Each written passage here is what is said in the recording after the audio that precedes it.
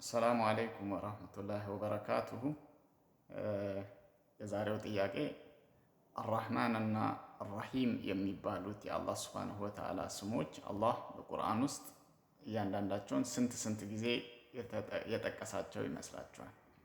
አራህማን የሚለው ስም የአላህ ስንት ጊዜ ተጠቅሷል ብላችሁ ታስባላችሁ ቁርአን ውስጥ? አራሂም የሚለው ደግሞ ስንት ጊዜ? መልሱ አራህማን 57 ጊዜ ተጠቅሷል በቁርአን ውስጥ።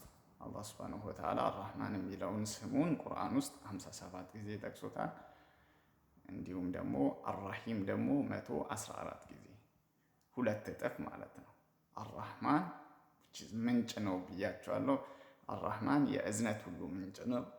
ስለዚህ 57 ጊዜ። አራሂም ደግሞ ያው ደጋግሞ ያህንን እዝነቱን ለሰው ልጆች የሚያደርስበት እጥፍ ድርብ አድርጎ which is 2 times። እና የሚገርመው ደግሞ የቁርአን ሱራዎች ደግሞ 114 ናቸው።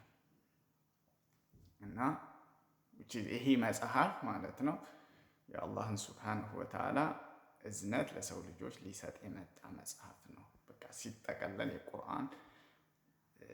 ቁርአን መመሪያ ነው። ያህ መመሪያነቱ የአላህ ሱብሓነሁ ወተዓላ መመሪያ አድርጎ መስጠቱ የእዝነቱ ምንጭ ነው ማለት ነው ለሰው ልጆች።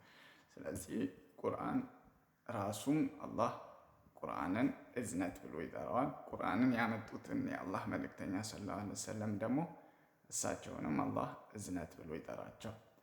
ስለዚህ ቁርአን በእዝነት የተሞላ መጽሐፍ ነው ማለት ነው። ኢንሻአላህ በሌላ